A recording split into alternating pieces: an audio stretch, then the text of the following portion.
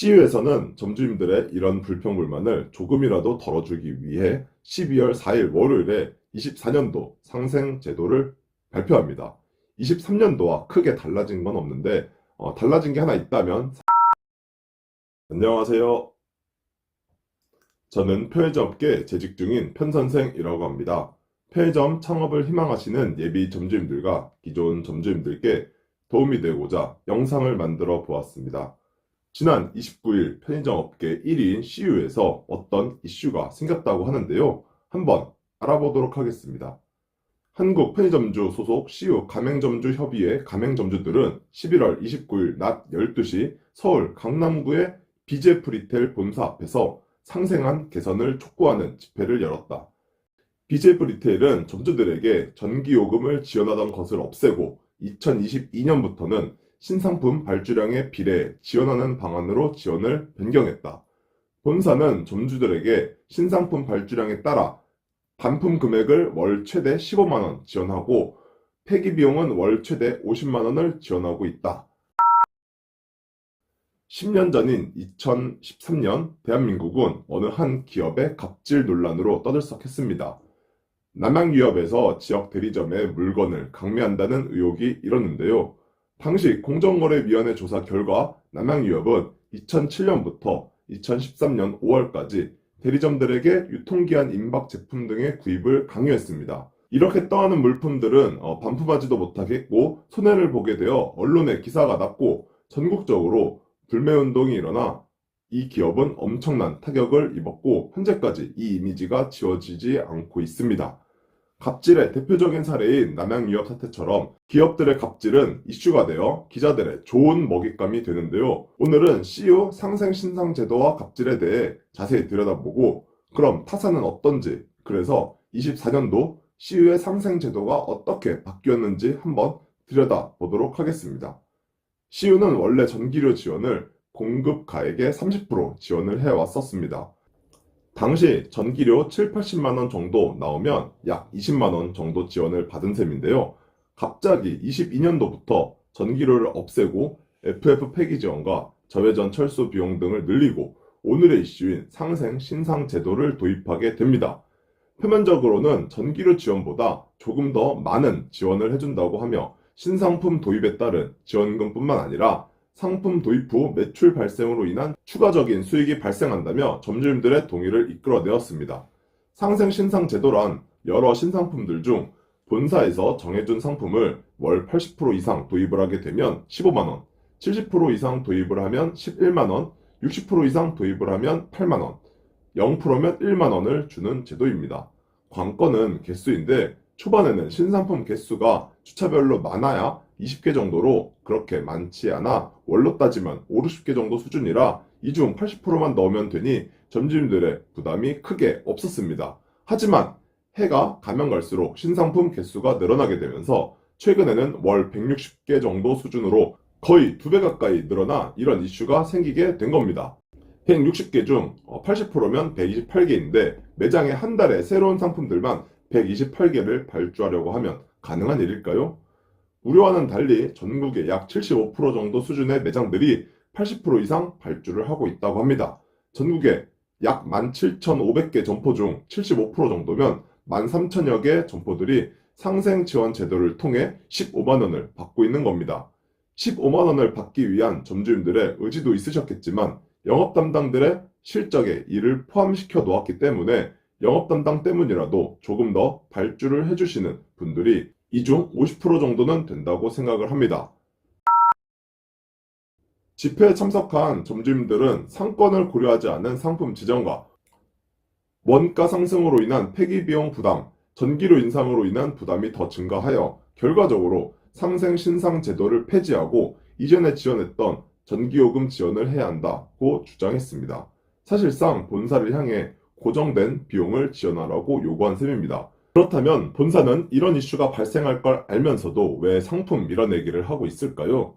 전기료는 언젠가는 인상이 되는 비용이라 나중에 인상이 되면 추가적인 비용이 지출될 것이 뻔한데 신상품 도입으로 지원을 바꾸게 되면 15만원을 주더라도 발주장려금과 매출 이익으로 추가적인 이익을 볼 게 뻔하기 때문에 바꾸게 된 것이고 이 때문에 CU뿐만 아니라 다른 회사에서도 전기료 지원을 모두 없애버렸습니다. 그리고 상품 도입을 하게 되면 회사에 엄청난 큰 이익을 가져다 주게 되는데요. 예를 들어 삼성이라는 과자 회사에서 포도파이가 새로 나왔습니다. 이 상품이 잘 팔릴지 안 팔릴지는 편의점이나 슈퍼, 마트 등 소매점에서 도입을 해봐야 알 수 있습니다. 삼성뿐만 아니라 다른 브랜드에서도 신상품이 계속 출시가 되기 때문에 포도파이뿐만 아니라 이 비슷한 것들이 매주 수십 가지나 나옵니다. 상품들이 너무 많아 점주님들은 포도파이가 새로 나온지도 모릅니다. 그래서 삼성에서는 편의점 브랜드들에게 돈을 얼마를 주고 도입을 해달라고 합니다. 본사에서는 돈을 받았으니 상품 도입을 하기 위해 영업 담당들을 압박합니다. 그리고 현재 문제가 되는 CU의 신상 발주에 이 상품을 포함시키게 됩니다. 포도파이뿐만 아니라 다른 여러 상품들을 포함을 시켜 놓으면 점주님들한테는 15만 원만 드리면 되지만 본사는 수십억을 벌어들일 수 있는 셈입니다. 그리고 발주장려금으로도 수익을 나누고 판매 이익으로도 나누니 발주 하나만으로 엄청난 이익을 가져가게 되는 셈입니다. 그러다 보니 밀어넣기 이야기가 계속 수년째 나오고 있고 점주님뿐만 아니라 영업 담당들도 힘들어서 그만두는 경우도 많이 생깁니다. 이 문제는 CU뿐만이 아닙니다. 경쟁점인 A 브랜드는 더 심하다고 생각합니다. A 브랜드는 발주장려금 상품들을 밀어넣기 하고 있는데요. 영업 담당들에게 보통 한 달에 100만 원 이상의 발주장려금 상품들 중 40%인 40만 원 이상의 발주를 강제합니다. 개수로 따지면 한 개당 5천 원 기준으로 잡고 200개 정도가 되는데요. 이 200개 중 40%인 160개 이상의 수준입니다. 이것만 하면 다행이겠지만 그렇지 않습니다.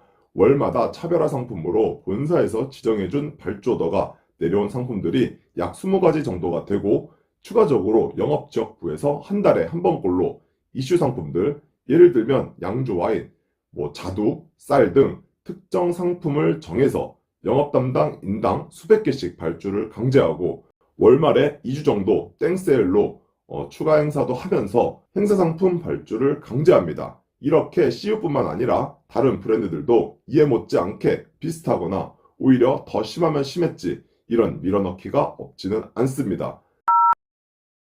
편의점에서 신상품 도입은 정말 중요합니다. 기존 상품들만 판매하기보다 새로운 것들을 찾는 젊은 고객들이 점점 많아지고 있습니다. 본사에서는 유튜브나 인스타그램에서 당사 채널뿐만 아니라 인기 유튜버들을 통해 신상품 홍보를 꾸준히 하며 온라인으로 경쟁을 하고 있고 편스토랑과 같은 TV 프로그램을 통한 경쟁으로 신상품들이 꾸준히 나오고 있습니다. 그러다가 최근 핫 이슈였던 GS25의 공간춘처럼 인기가 많아지면 물량이 없어 못 파는 경우도 생깁니다.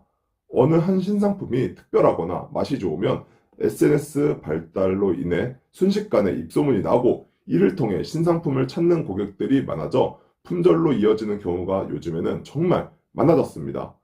그래서 브랜드별로 신상품을 만들기 위해 엄청난 노력을 기울이고 있고 어느 상품 하나가 인기가 좋으면 곧 브랜드 이미지와도 직결이 되기 때문에 수백 가지의 신상품들을 출시해서 하나만 얻어 걸리게 되면 수개월간은 대박이 나게 되는 겁니다. 이렇게 신상품은 정말 중요한데 특히나 요즘 신상품 인기 주기가 짧기 때문에 처음 도입을 하여 입질이 온다 싶으면 초반에 많이 판매를 해주어야 우리 매장 이익에 큰 도움이 됩니다. CU에서는 점주님들의 이런 불평불만을 조금이라도 덜어주기 위해 12월 4일 월요일에 24년도 상생 제도를 발표합니다. 23년도와 크게 달라진 건 없는데 달라진 게 하나 있다면 상생 신상 제도의 허들을 낮추었습니다. 신상품 80% 도입 시 15만 원 주던 걸 72% 도입 시 15만 원 주는 걸로 기준을 조금 낮추었습니다. 이전에 한 달에 약 160개 중 128개만 넣으면 15만 원을 받았다면 이제는 한 달에 115개만 넣으면 15만 원을 받을 수 있게 되는 셈입니다. 하지만 여기서 또 허점이 있습니다. 만약 지금은 전체 신상품 숫자가 월 160개 수준이었지만 내년에 신상품 개수를 200개로 더 늘리게 되면 72%를 적용시킨 의미가 없고 또한 영업 담당의 KPI에 신상품 발주 72%가 아닌 80%를 그대로 적용을 시켜버리면 이는 큰 의미가 없게 되는 셈입니다. 개인적인 생각으로는 CU 측에서 신상품 개수를 늘려서까지 점주님들한테 욕을 먹지는 않을 것 같고 보완책으로 영업 담당의 KPI 적용을 신상발주 80%로 유지하게 될 것 같습니다. 이렇게 되면 점주님들은 영업 담당 때문이라도 현재와 똑같이 발주를 할 수밖에 만드는 그림이 그려지는 건 안 봐도 비디오입니다.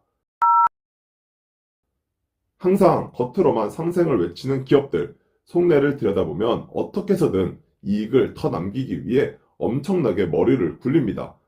본인 이익만 생각하는 행동은 우리들도 물론 마찬가지겠지만 프랜차이즈 사업은 가맹점주님들과 직원이 잘 돼야 회사도 함께 발전하는 시스템인데 항상 이런 부분을 전혀 생각하지 않는 경영 전략이 이해가 가지 않습니다. 매년 수천억 원의 이익이 발생하면서도 그 이익을 나눠주기보다 더 많은 이익을 내기 위해 조건을 덜 주고 비용을 줄이고 지원을 계속 줄여나가는 행태가 많이 안타깝습니다.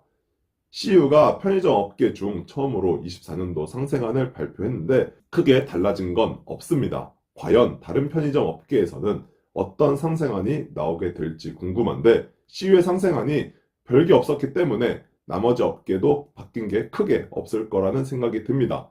요즘 경기가 좋지 않아 매출도 많이 떨어져 기업들도 어려워지고 있는 건 사실입니다.